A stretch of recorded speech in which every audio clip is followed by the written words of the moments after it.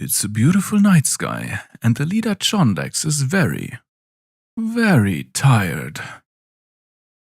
She hasn't gotten to experience many of those lately.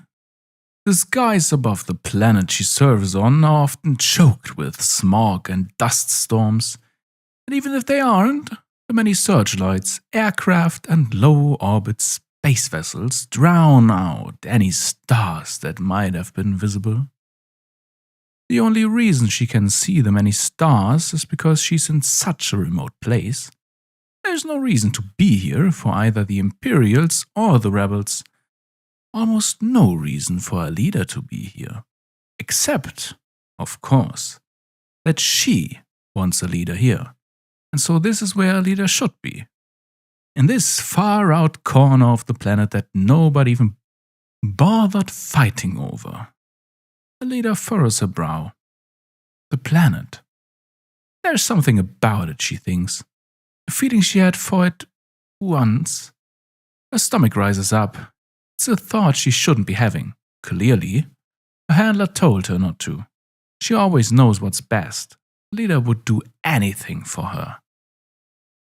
Handler asked Alida to be a tool, and so Alida acquiesced. Let her melt down her mind and soul and beat it into a shape more useful. For her. Alida opens her eyes every morning in that cold, cramped cell with its iron walls. It's not locked anymore. It doesn't need to be. Alida knows Handler wouldn't want her to leave, so the thought never even occurs to her. For her. Alida ignores her screaming muscles, her heavy bones, her exhausted everything, and clambers back into the cockpit of her sparrow song, ready to make her proud. Only she hasn't made her proud very often recently. She's been slipping. Oh, she's never failed, Handler. Not yet. But her form has not been perfect for a while. Hesitation at crucial junctures. Confusion at the worst possible moments. Her work has grown sloppy. Her victories almost pyrrhic.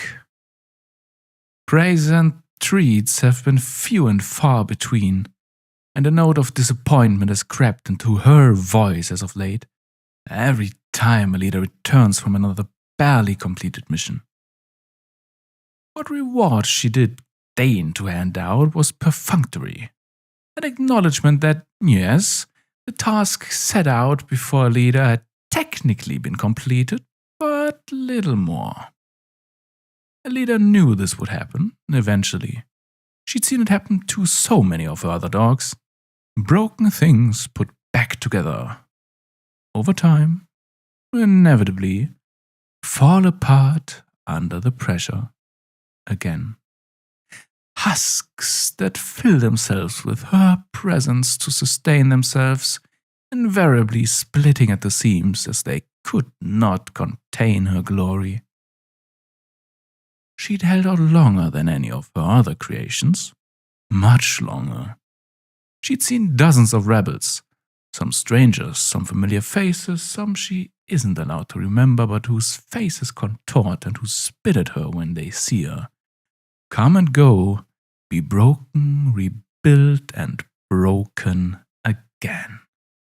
None of them know how long they'd served her, of course. That time always only ever danced on the twin edges of an eternity and not long enough. But she'd been here before any of the others. Alida was, her prized possession, her finest work, her masterpiece, the magnum opus that proved her method to the powers that be. Alida dared hope she would be able to last forever. She suspected Handler had too. Alida snaps out of her reverie as a voice crackles in over her comms. For a moment, she hopes it's Handler, but the gruff, coarse vowels spat at her through her earpiece are nothing like her supple words. Remember the plan, dog? If your brain still works. No fuck-ups this time. Yes, ma'am. Alida barks mechanically. It was a simple enough mission. ambushing a rebel patrol. Intel indicated only 3 of the ramshackle hodgepodge the rebels call machines.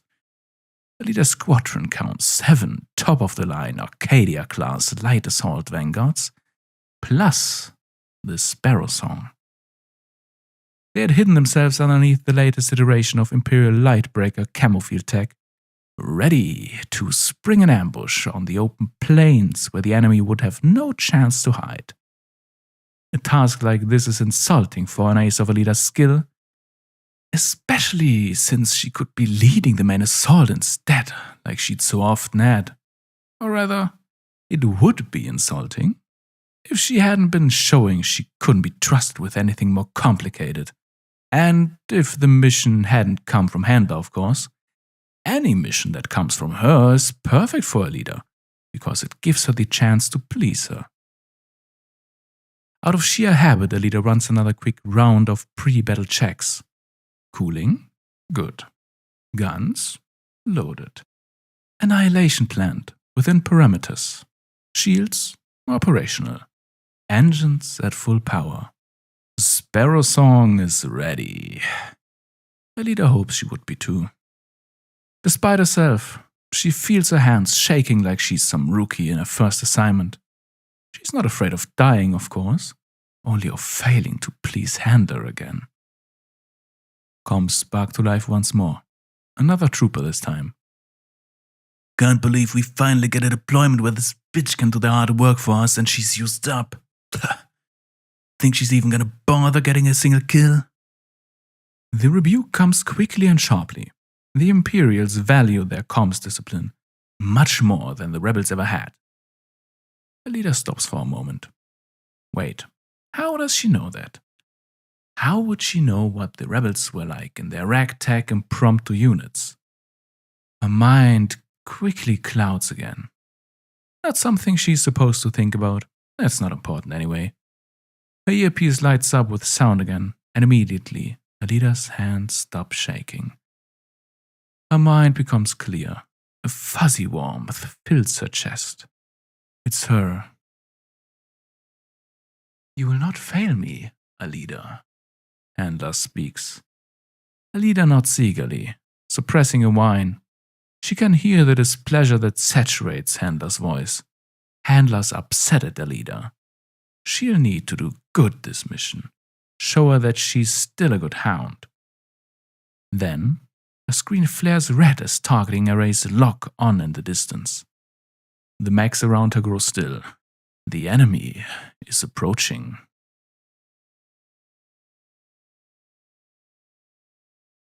Can't believe got stuck with blast and patrol duty again, Jaxie Thornth moans over her comms. Did you have to trade with that Pontex floozy Sesk? The almost rhythmic rumbling of her mech would at least be soothing if her internal dampening system hadn't been shot to hell. She loves her beat-up old Haven sword, but right now, riding it was a literal pain in the ass. Over the comms, Jaxie can just about make out Sesk's response through the static. You didn't have to be a Jax.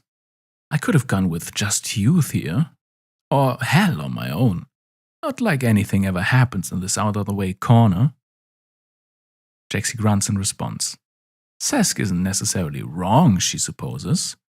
The only reason they are even here is because Command got it in their heads that a decoy base would be a good idea.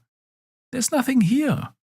No resources to secure, no objectives to hold, barely even any people to defend. Nothing to defend them from either, for that matter. Still, it's bad OPSEC to go out on your own. Pairs at least, trios when possible.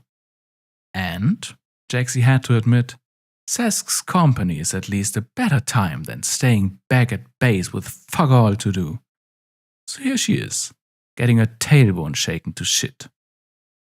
Her eyes lazily flow over the flat grassy plain.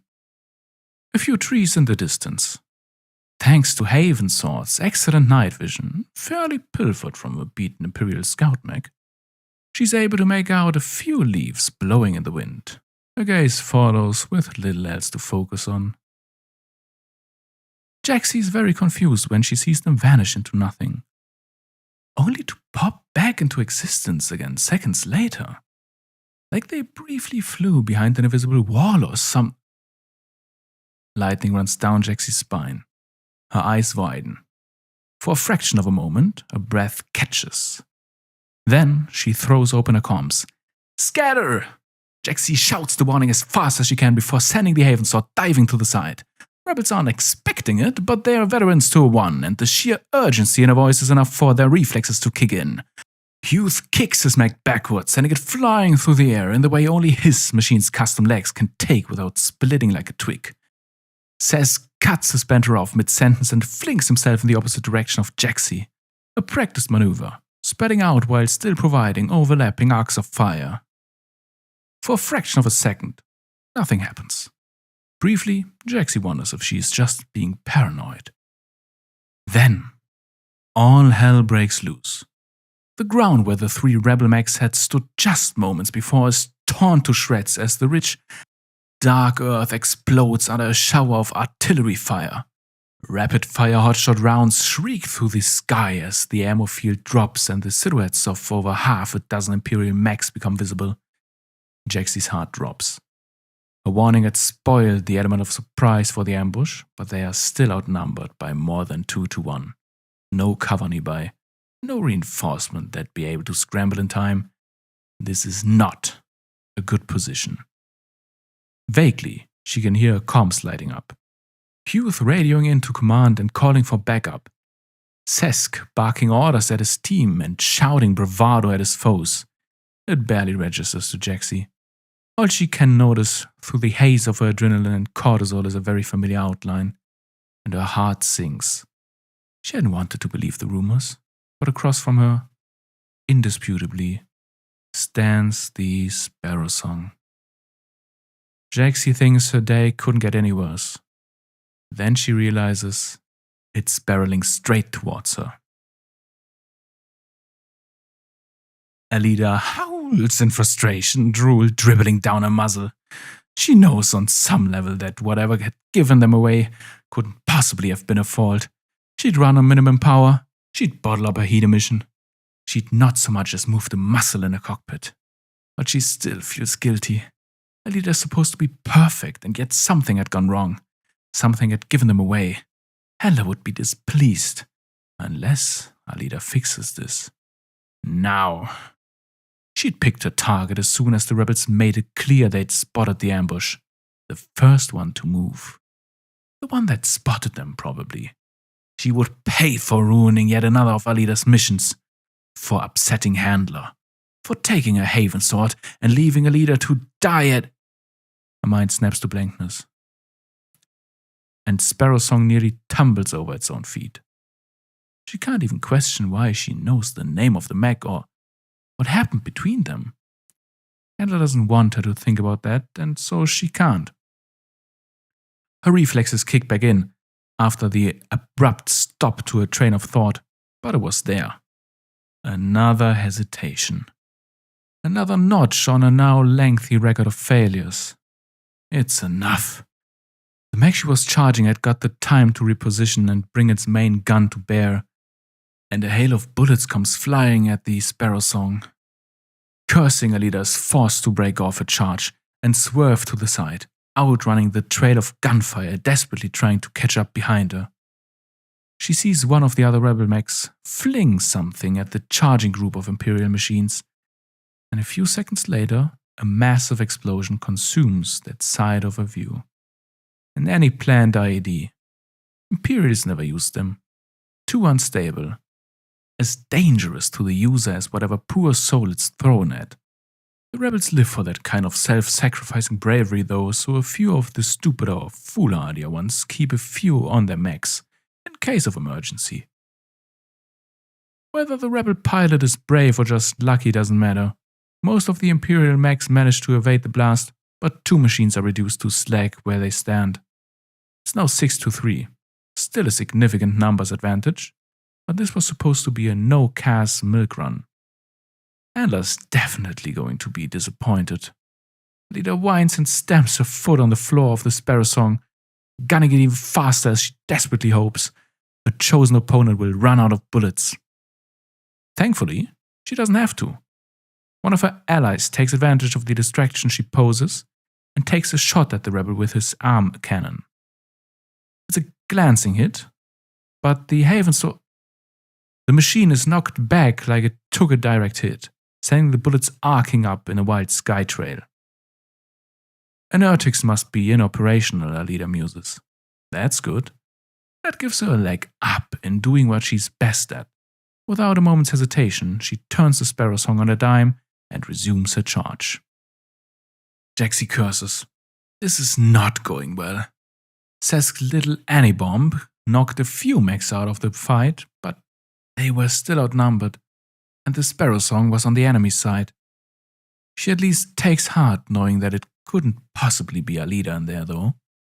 The song had nearly tripped mid-charge like some dipshit boot camper on a joyride, and barely made any headway in getting to her to put its fearsome CQC armaments to use.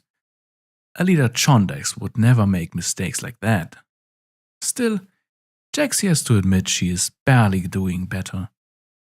She'd fired up her guns, but she can't quite bring herself to actually hit her old friend's mech, even if it is now on the enemy's side. She'd need to get over that, and fast. The hollow sounds of metal on metal ram through her ears as a few Imperial shots find the mark. The Haven sword staggers back, and Jaxie's flung through her cockpit, only held in place by her harness straps. Hastily aimed shots, but with her inertics still fucked, they might as well have been direct hit artillery fire. Her gun arm goes wild, and she pulls off the fire as she reorients herself from her daze. In the second she needs to find her bearings, the sparrow song is already on top of her. Its chain arm revs up, slicing through her cannon arm like tissue paper, knocking her main arm out of the fight. Its vibromaul slams into the side of the Haven sword, shattering and shaking its armor plates apart on a molecular level. Jaxie feels out of it, of course. She's going to need a massage if she makes it out of this, part of her mind thinks. That's a small part though, and most of her is focused on fighting back. Unlike Song, Sword isn't built for close quarter fights, but she's got a few other options right now. Jaxie rams the knee of a mech up into Song's body and is rewarded with the screeching of tearing metal and the crackle of snapped wiring.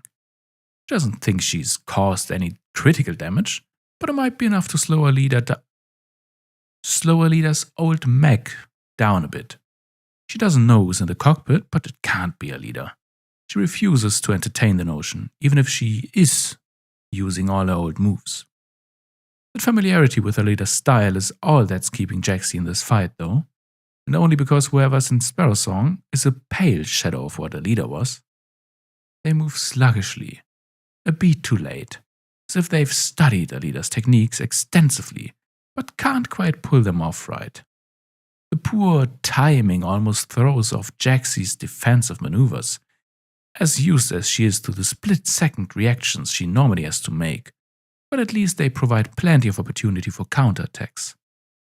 The small elusial dagger embedded in Havensword's remaining arm is quick, and she gets a few good jabs in, draining crucial energy from Song for short bursts of time. It was a fool's errand to try and depower a mech. Any plans generate so much energy for so little matter that a pilot could keep the machine running for months to years on minimal reserves, but briefly knocking out the power to the targeting system, stabilizers, or any energy weapon could provide the critical edge needed to emerge victoriously. Song swings its maul for Sword's head, and Jaxie ducks, sending her careening forward in the cockpit. Undeterred by the nausea summoned by her tumbles, she jabs upward and nearly catches her friend's old mech right in the center of mass, only battered aside by the chain arm at the last possible moment. Still, the blow hits the side of the machine, carving a vicious, deep gash right through some hydraulic system. The elusive dagger sparks as it bites, and Song's maul arm falls limp as if the mech had a stroke. It starts up again in seconds, but by that time Jaxie has already pressed her advantage and kicked Song's leg out from under it. The machine crashes to one knee, struggling to regain its balance. Jaxie drives Sword dagger through the side of the Sparrow Song, right into the heart of the machine. And the overlays and tag visors that normally obscure the pilot from view to the outside world falter for just a second. Jaxie sees who's piloting Sparrow Song, and she promptly pukes. Alida's heart is simultaneously in her throat and sunk to the bottom of her shoes. She's not had much fight in her lately, and she knows it. The enemy's been running circles around her. The rebel even forced her to take the knee, something only a handler should ever be able to do. She's torn out of her anguished reverie by the agonized shriek of pierced metal to her left and the sudden death of all electronics around her. Only lasts for a normal heartbeat, 3 for Alida, thanks to her panic and her combat stims. But it's enough to confuse her. She knows she should move, dodge backwards, gain ground, or at least try to block the inevitable attack. But she can't get herself to move. Weirdly, neither can the other pilot.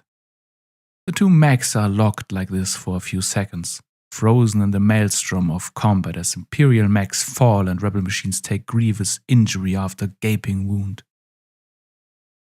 Alida stares, wide-eyed, as her opposing number refuses to move. She knows she can be seen, with a tech overlay down. All she gets from the other mech is her own distorted, hollow reflection. When power is restored to her cockpit, heartbeats later, her voice is in Alida's ear, and for a moment everything is alright. That changes when Alida hears the tone of her voice. Ice water floods her veins. She has never heard anger in Handler's voice before. "You are failing me, dog." Alida whines. She knows it's true. Anything she says is true. She has nothing to say for herself.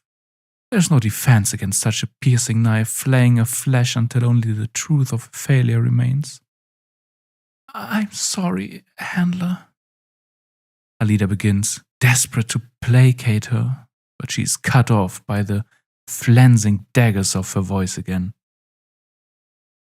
"I'm giving you one last chance to prove your worth to me, Hound. Return with the pilot opposite from you, or not at all. Are you ready?" Alida's ears perk up. Some of her old fire comes back at those words. A new objective, new chance to please Handler. She nods, knowing what comes next. "Alida, hunt for me." Alida's head rolls back as a deep breath involuntarily storms her lungs. And all that she is dissolved into blissful nothingness. All her exhaustion falls away, all her thoughts, all her everything, until only the Hound remains. With slavering jaws dribbling drool through its muzzle, Hound growls and readies itself to pounce. It has a job to do. The auto-wipers clear Jaxie's bile and the remains of her breakfast. Mostly bile at this point, they haven't been resupplied in weeks. From Havensword's cockpit within moments. It's not uncommon for pilots to dump the contents of their stomachs all over the machines, so most are built to quickly restore vision in case of thematic emergency. The wipers move the last bits of stomach stew out of the way, and Jaxie catches one last glimpse of Sparrow Song's cockpit before power is restored and its tech screens go back up.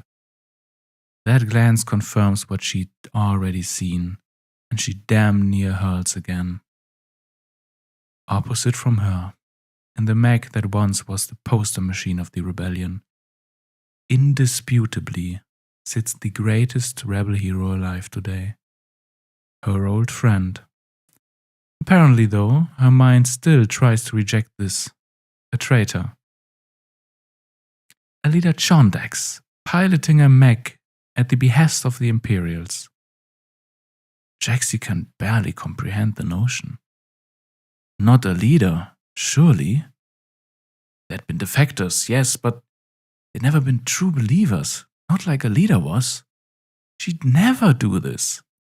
And she's wearing a fucking Jaxie is shaken out of a reverie as the Sparrow Song slams full tilt into the midriff of a mech in a flying tackle, sending both machines sprawling on the ground. Song lifts its vibro hammer and begins pounding on Haven's sword, chain arm revving ominously. Jaxie tries to respond, but mechs are not made to fight horizontally. Alida's move was damn near suicidal, considering she isn't much more likely to be able to get back up than Jaxie is, at least not in the middle of an active firefight, so there's little she could do, even if she hadn't been quite so sure that she'd gotten the concussion from the way her head was sent bouncing around like a pinball during the fall. This fight is a matter of elbows, knees, and headbutts. Sparrow Song sends its chain arm directly at Sword's cockpit, and Jaxie only barely manages to roll her mech to the side in time, desperately trying to ignore how much worse this makes her splitting headache. She's rewarded for her quick reaction times and grit by a swift smash from Song's hammer to a machine, and the pain in her head blossoms into an all-consuming agony that threatens to overwhelm her completely. At least, thank gods for small mercies, her elusial dagger is vicious up this close, and Sparrow Song quickly finds itself hemorrhaging coolant fluid from a dozen different stab wounds, parts of its body shutting down and starting back up again, like some macabre, broken animatronic. None of this seems to give Sparrow Song, give Alida, even the slightest pause, however. When her arm fails, she just swings at Jaxie with her other, or perforates her mech, and tears its insides to shreds with the serrated spikes on Song's knee joints. Once, Jaxie even managed to strike quickly enough to disable both Alida's hammer and her chain arm. She responded by simply ramming Sparrow Song's head against Sword's torso until the visor on Jaxie's cockpit cracked and damn near shattered. Jaxie curses. This is bad. A machine, while having the advantage of bringing a knife to a knife fight, is primarily designed for medium-range fire support. They are both covered in slick fluids from a dozen tears and holes, both rolling around in the shrapnel covering the ground that was once their armor. But Song is built to take it. Sword isn't. Even now, alarms are blaring all around Jaxie, critical systems failing, Elysian dagger running dangerously hot, her anti-plan nearly taking a few hits during the fight. Somewhere in the back of her mind, she realizes that, even if they both survive this, neither Sparrow Song nor Haven Sword will ever fight again. Jaxie fights back the tears and shoves that sad thought back into the corner of her mind, for when she has the luxury of dealing with it properly. For now, she wants to make sure that she, at least, can walk away from this. Problem is, she's running out of options on how to do that. Something in Alida seems to have changed, almost like her old fire's back. Except not quite. Alida fights with a recklessness and utter lack of self-preservation that she's never displayed before. She'd always been bold, yes, but the moves she's pulling off right now are downright suicidal. Alida doesn't block, barely even bothers to dodge. All she seems focused on is pummeling Sword into dust. Sparrow Song slams its hammer directly onto the battered glass of Haven Sword's cockpit. It holds, barely. A fine network of cracks spiderwebs out from where the hammer impacted, but surprisingly, Alida doesn't move the hammer back for another blow. She simply presses it harder and harder against the cockpit, the rapid vibrations of the hammer smacking it against its target again and again. Effective, but slow, and it gives Jaxie an obvious counterplay. She rams her elusial dagger into the joint of the hammer and pulls it up and down again and again. The hammer immediately stops moving as soon as its power is sapped, of course. But the sheer weight of the machine leaning on top it still causes glass splinters to rain down on Jaxie's face. She doesn't have long before the visor will give way and that giant maul turns her to paste. She yanks the dagger free with some effort, tearing out a bunch of cabling and sending sparks flying everywhere, and plunges it back in again, over and over. Eventually, the screeching metal of the hammer protests bends, and finally, with one final dagger strike, snaps. The hammer falls uselessly to the side, sliding off Havensalt's ruined body, and for a moment, Jaxie breathes a sigh of relief.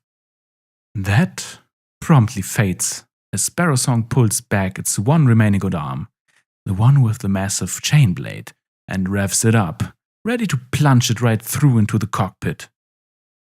Within fractions of a second, Jaxie's panicked mind runs through all her options. They are depressingly few and useless.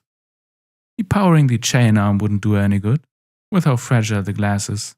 Its teeth do not need to be spinning to go straight through. She can't block, she can't dodge, she certainly can't parry. She only has one chance left. She really doesn't like it. Taking a deep, shivering breath, Jaxie presses the requisite button with shaking fingers. Everything around her goes dark as her tech visor is disabled, revealing a face to the outside world. She throws open a comm unit to all frequencies. As she sees the chain blade plunging directly at her face, Jaxie shouts out two words, "Alida, please!" Hound howls. It bays for blood. It knows what it wants, and it is right there. Crack the cockpit open and find the quivering flesh inside. It can't kill it, of course. She doesn't want that, but it's careful with its claw. It can pry into its prize's shell without harming it. Hound ignores the desperate plea coming from its beaten enemy. It only savors the desperate look on its face, not recognizing its target. It does not, for a second, slow down its killing blow. But Hound is not alone in there, and Alida does. It's not deliberate, of course. Any such notions have long since been trained out of her. Alida may not be Hound, but she is a very disciplined dog.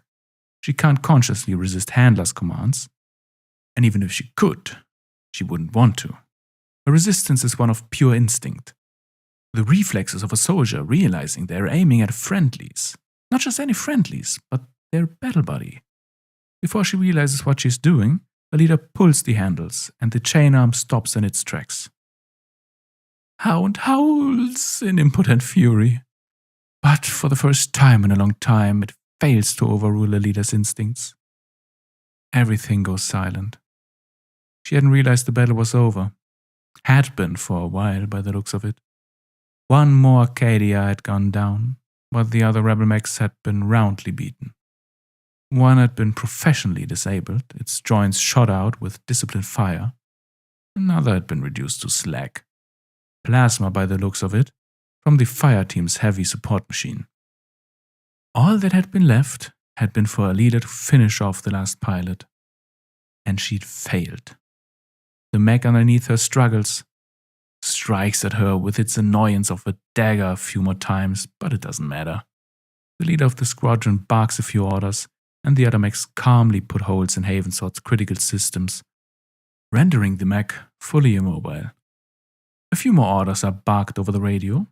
At her, Alida eventually realizes. Mechanically, she obeys, getting up off the mech she'd moments before pounced on, limping to the side, song still leaking fluids everywhere. The other members of the team begin disarmament and capture procedures, keeping their weapons trained on the rebels as they are forced to clamber out of their cockpits. Jaxie can barely stand, Alida notices. She doesn't even realize she knows her name. Dreadfully, with the weight of inevitability, the sound that Alida knew would come arrives. With a buzzing sputter and static, the damaged comms just barely manage to spring on. It is her voice, of course. She doesn't sound mad. That would have been a relief. She's not even disappointed. No, what utterly destroys Alida is the sheer indifference in Handler's voice. You have failed, Mutt. Leave. Do not return. Her comms click off again, and Alida recoils from these words as if they leave gaping wounds across her body. They certainly do on her psyche. They rattle around in Alida's head, destroying every other thought, every other feeling that she has ever had, until nothing but those 9 terrible words remain. You have failed. Leave. For the first time in a long time, Alida and Hound act as one. They turn away from their former comrades, and the comrades they had had before them. Traitor now to them both. Sparrow song protests, creaks, alarms blare. Something snaps, and the entire mech lurches leftward. Alida barely notices it. With one last command, one they could certainly not fail, Hound and Alida drop Song onto all fours, 3s now with the hammer arm gone, and begin to sprint away from the site of their ultimate failure. Alida's not so sure if it is tears or blood that are streaking down her face. Mercifully, she has no chance to think on it, as the weight of her failures proved too much for her psyche, and she sinks into sweet nothingness until only a broken hound remains. Jaxie groans as she's dragged out of the holding cell she'd been unceremoniously tossed in some indeterminable amount of time earlier. Her concussion hadn't had any real time to heal yet, and she's feeling dizzy. Still, she's enough of a veteran to do some time span. She hadn't been fed yet, and she is hungry, but she isn't tired. Only a few hours at most then. Jaxie twists her arms, turns her hips, spits at her captors, anything to break away, but it's futile. She's far too weak from her injuries, and the soldiers holding her seem to barely exert any effort in keeping her subdued. She wonders if she's going to be dragged to a more permanent cell, even deeper in the giant complex she'd been taken to, or if she's just going to be taken out back and shot. She hopes it will be the latter. Probably not. They'd have done it in the field if that had been the plan. Far quicker than she expects, she's brought to a door. One of the soldiers knocks, and a feminine voice answers from the other side. Enter. The soldiers open the door and nonchalantly fling Jaxie into the room, sending her crashing down on all fours. Unlike the concrete hallways and airlocks she'd found herself taken through, the floor Jaxie finds herself on is a burnished oak. She looks around the room. Spartan does not begin to describe it. An elegant desk, a filing cabinet, computer, mirror, a plank with a few books, biochemistry, neurology and psychology, from a glance. The letters dance, her eyes water. She looks away before it makes her pounding headache worse. Boots clack up on the floor before her, and Jaxie realizes the woman that had answered the soldiers was now standing in front of her. A tall, graceful woman, dressed in the most authoritative Imperial military fashion. A black navy greatcoat, impeccable boots underneath, leather gloves on her hands, glances down at Jaxie with ice like ice, lacking any discernible emotion.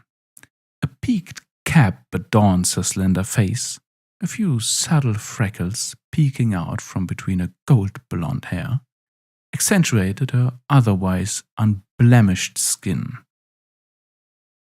Jaxie Thornth, she says in a perfectly level voice that forces Jaxie to suppress a shiver. You took my prize hound from me. I will be extracting payment in kind. Any questions Jaxie has, who this woman is, how she knows her name, what she did to her leader, die on her lips as the woman casts a nearly imperceptible glance at the faceless foot soldier next to her. Take her to the kennels, she says, and Jaxie's heart fills with fear. The words that follow inject even more terror. After a visit to the barracks, of course, the woman adds, the faintest hint of a cruel smile dancing around the edges of her lips. After such a disaster at this rebel's hands, it would be proper for the surviving loyal soldiers to get some payback, some stress relief. Jaxie's breath quickens. She's heard the tales of what happens to captured rebels, especially the pretty ones. From the few survivors they'd been able to break out, a heart pounds in her chest. And kennels? Is that where they do whatever they did to her leader? It's all too much for Jaxie. Her body struggles against her captors, by rote, but her mind circles and circles around the woman and the words she just said, threatening to overwhelm everything until nothing but she is left. Mercifully, dissociation already begins to set in as she is dragged away into the bowels of the Imperial strongpoint.